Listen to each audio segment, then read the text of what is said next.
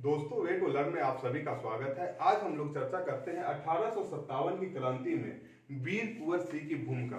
वीर कुंवर सिंह की भूमिका इस बार बीपीएससी के लिए ज्यादा इम्पोर्टेंट है।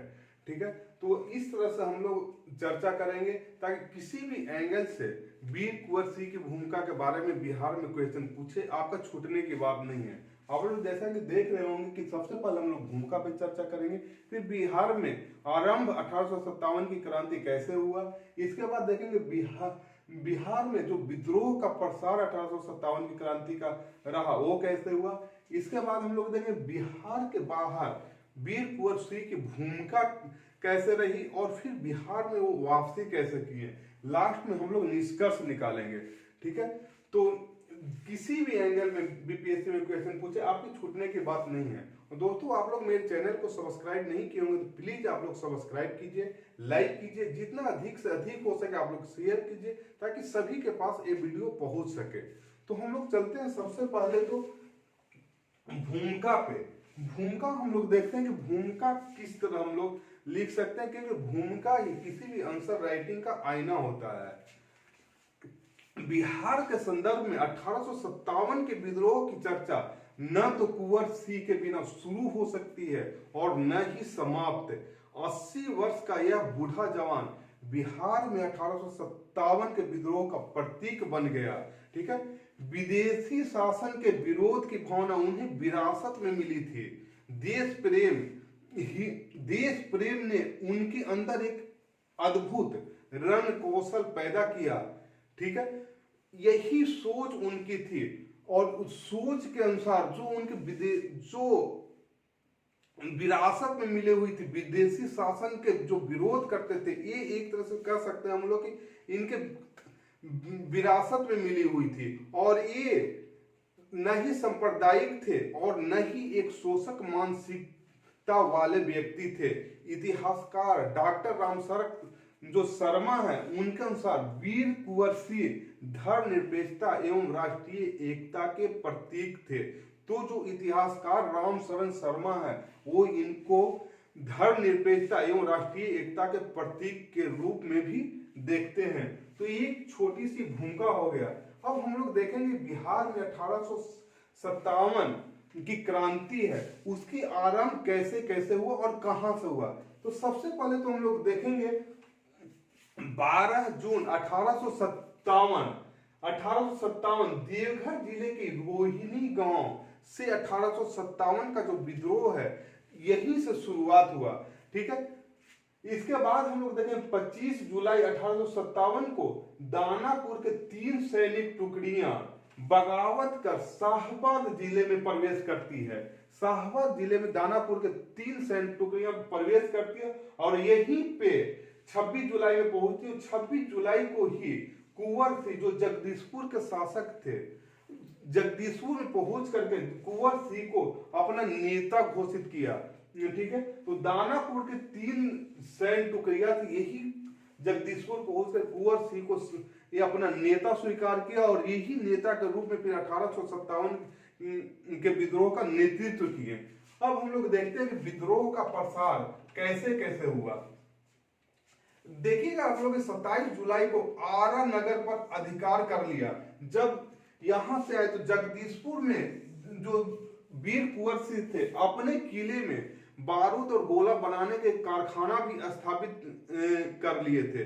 और इसके पहले ही आप लोग देखिएगा कि यहाँ पे वीर कुंवर सिंह ने अपने सैन्य टुकड़ी यानी 10,000 देशभक्त जो सैनिक थे को एकत्र कर लिया था। इधर से दानापुर सैन्य से 3 टुकड़ियां मिल गया और अपने 10,000 देशभक्त सैनिकों का एक दल बना लिए थे। तो यहां से अपना दल और दानापुर के 3 टुकड़ियां जो है दोनों मिलकर के 27 जुलाई को आरा नगर पर ही ये अधिकार कर लिए और अपना स्वतंत्र सरकार की घोषणा की वीर कुंवर सिंह ने। इसके बाद आप लोग देखिएगा कि कैप्टन जो डनवर था आरा में ये पहुंचा और यहीं पे दबाने का प्रयास किया। फिर इसके बाद कैप्टन डनवर से 29-30 जुलाई को युद्ध हुआ जिसमें कैप्टन डनवर अपना भी जान नहीं बचा पाया और इसके साथ जो सैन्य आए थे वो भी बहुत हताहत हुए। ठीक है, इसके बाद विंसेंट आयर 2 से 3 अगस्त को बीबीगंज एवं बिहिया के जंगल में भी घमासान हुआ। विंसेंट आयर जो कोलकाता आर्टिलरी से लखनऊ की ओर जा रहा था तो उसको एक सूचना मिली। वही विंसेंट आयर सूचना के आधार पर 2 से 3 अगस्त को फिर आरा पहुंचा और आरा में ही बीबीगंज एवं बिहिया के जंगल में दोनों के बीच घमासान हुआ। इस घमासान में क्या हुआ कि आरा छोड़कर कुंवर सिंह को वहां से भागना पड़ा। ठीक है, यहीं पे कैमूर की पहाड़ियों में नेतृत्व अमर सिंह कर रहे थे जो कुंवर सिंह के भाई थे। ठीक है, तो ये हो गया विद्रोह का प्रसार बिहार में कैसे हुआ। नेक्स्ट हम लोग देखेंगे बिहार से बाहर कुंवर सिंह की क्या भूमिका रही, क्योंकि कुंवर सिंह का एक छवि जो था सिर्फ और सिर्फ बिहार तक ही सिमट करके नहीं रह गया, पूरे भारत के स्तर पर भी इनकी छवि बनी रही। ठीक है, सबसे पहले तो देखिएगा फिर यहां से जब बीबीगंज एवं बिहिया में जो युद्ध हुआ, यहाँ फिर आरा छोड़ करके इनको भागना पड़ा और यहीं से फिर सासाराम से नोखा होते हुए रोहतास पहुंचे। यही रामगढ़ बटालियन के विद्रोही सैनिकों ने इन्हें नेता माना। जो रामगढ़ रोहतास में ही रामगढ़ के जो विद्रोही सैनिक था अपना नेता माना। फिर इन्होंने मिर्जापुर से रीवा होते हुए बांदा पहुंचा, बांदा से फिर कालपी, कालपी से लखनऊ और लखनऊ से कानपुर इन्होंने पहुंचा। बांदा में ही आप देखिएगा तात्या टोपे से भी इन्होंने मुलाकात करना चाहा, लेकिन उस समय तात्या टोपे से मुलाकात इनकी नहीं हो पाई। किंतु कानपुर में जो नाना साहेब थे, नाना साहब के साथ तात्या टोपे भी मिलकर के लड़ रहे थे। और इसी समय जब कानपुर में युद्ध हुआ तो कुंवर सिंह ने पेशवा की ओर से डिविजनल कमांडर की भूमिका निभाई। यही डिविजनल कमांडर की भूमिका निभाई और कानपुर में नाना साहब को प्रतिस्थापित 29 नवंबर को इन्होंने किया। और 29 नवंबर को प्रतिस्थापित करने के बाद ये वहां से भी चल दिए, कानपुर से भी। कानपुर से आजमगढ़ की ओर चले। रास्ते में आजमगढ़ की ओर चलने के दरमियान रास्ते में अली करीब 300 सिपाहियों के साथ आकर के इनके साथ मिल गया।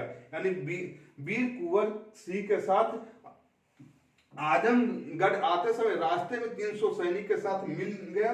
और घाघरा नदी के घाट पर जो कुंवर सिंह का भतीजा थे, यहाँ पे 1800 सैनिकों के साथ कुंवर सिंह का आशा देख रहे थे। यानी कह सकते हैं 1800 के सैनिक के साथ फिर कुंवर सिंह के साथ इनका भतीजा भी मिल गए। फिर क्या हुआ कि अतरौलिया के मैदान में 22 मार्च 1858 ईस्वी को भी युद्ध हुआ। ठीक है, अतरौलिया के मैदान में इसी समय गवर्नर लॉर्ड केनिंग था। लॉर्ड केनिंग गवर्नर था, उसी समय अतरौलिया के मैदान में युद्ध हुआ। इसके बाद देखिएगा इलाहाबाद से लॉर्ड कार और लखनऊ से लुगार्ड को भेजा गया। इसी समय बहुत ज्यादा ब्रिटिश गवर्नर की फजेहत हुई, लोग हारते हुए देखा इन्होंने। और इसी समय केनी के नेतृत्व में लॉर्ड कार और लुगार्ड को इलाहाबाद से लॉर्ड कार और लखनऊ से लुगार्ड को भेजा गया। ठीक है, फिर आप लोग देखिएगा कि सैनिकों को 2 टुकड़ियों में बांट दिए वीर कुंवर सिंह। एक समझिए दुर्दशा का परिचय देते हुए ये एक ही सैन्य दल के साथ आगे नहीं बढ़े। जब इधर से इलाहाबाद से लॉर्ड कार और लखनऊ से लुगार्ड पहुंचे तो वीर कुंवर सिंह भी अपनी दुर्दशा का परिचय देते हुए अपने जो भी सैन्य टुकड़ी थे उनको 2 दल में बांट दिए। एक दल आजमगढ़ की सुरक्षा करने में लग गया और दूसरा दल के साथ गाजीपुर की ओर ये बढ़े। मेन मकसद इनको था अपने गृह स्थान पे आना। ठीक है, इसके बाद देखिएगा लुगार्ड ने फिर भी पीछा नहीं छोड़ा। पीछा करने के लिए डगलस इसके पीछे आया, किंतु 17 अप्रैल 1858 ईस्वी को डगलस भी नाकाम रहा। इसके बाद देखिएगा 20 अप्रैल को गाजीपुर के मनहार गांव में ग्रामीण ने इन्हें विजेता की तरह स्वीकार किया। 20 अप्रैल को ये गाजीपुर के मनहार गांव में पहुंचे और मनहार गांव के लोग जो इनको विजेता की तरह पेश किया। ठीक है, और इनको स्वागत किया। और इसी समय गंगा नदी को पार करने के लिए जो मनहार गांव के लोग थे, बड़ी संख्या में नाव इनके लिए वहां बना करके रखे हुए था ताकि ये गंगा नदी को पार कर सके। किंतु यहीं पे देखिएगा कि गंगा नदी के तट पर ही फिर लड़ाई होता है, पुनः आक्रमण करता है डगलस ने, किंतु ये पुनः पराजित हो जाता है। ठीक है, डगलस पुनः आक्रमण करता, पुनः पराजित होता है। इसी समय आप लोग देखिएगा कि 22 अप्रैल 1858 ईस्वी को इन्होंने जगदीशपुर पहुंच गए और इसी समय कैप्टन ली ग्रैंड धावा बोल दिया। जो जगदीशपुर पहुंचने के बाद कैप्टन ली ग्रैंड धावा बोल दिया। इसी समय 300 सैनिकों, समझा जा सकता है कि इसी समय कह सकता है कि वीर कुंवर सिंह अपने मान से अंतिम समय में निकले और अंग्रेजों से डट करके मुकाबला किए। वही डट करके मुकाबला का एक प्रमाण भी मिलता है कि जो ली ग्रैंड जगदीशपुर में धावा बोला, उसके साथ 300 सैनिक थे और 300 सैनिक में मात्र 20 से 30 सैनिक ही बचे। समझ सकते हैं कि 80 वर्ष का बूढ़ा जवान ये इस तरह से लड़ा कि अंग्रेजों पे भारी पड़ गए। ठीक है, किंतु अंतिम समय में इनकी भी एक हाथ कट गया और काफी मात्रा में खून बह जाने के कारण ये 3 दिन बाद ये अमर वीर गति को प्राप्त हुए। तो इस तरह हम लोग वीर कुंवर सिंह को देख सकते हैं कि वीर कुंवर सिंह भारत के इतिहास में एक अमर प्राप्त कर लिए। ठीक है, तो निष्कर्ष फिर हम लोग लिखेंगे इसमें कि निष्कर्ष इस तरह देखा जा सकता है कि 1857 में वीर कुंवर सिंह की भूमिका एक सफलता पूर्वक रही और इसका नेतृत्व बहुत सही ढंग से सिर्फ बिहार ही नहीं, भारत में भी इनका नेतृत्व देखा जा सकता है। ठीक है दोस्तों, ये हो गया 1857 की क्रांति में वीर कुंवर सिंह की भूमिका हम लोग आज देखें। ये वीडियो आप लोग को अच्छा लगा होगा तो प्लीज आप लोग लाइक कीजिए, सब्सक्राइब कीजिए, जितना अधिक से अधिक हो सके आप लोग शेयर कीजिए ताकि सभी के पास ये वीडियो पहुंच सके। ठीक है दोस्तों, thanks for watching this video. Okay, bye bye.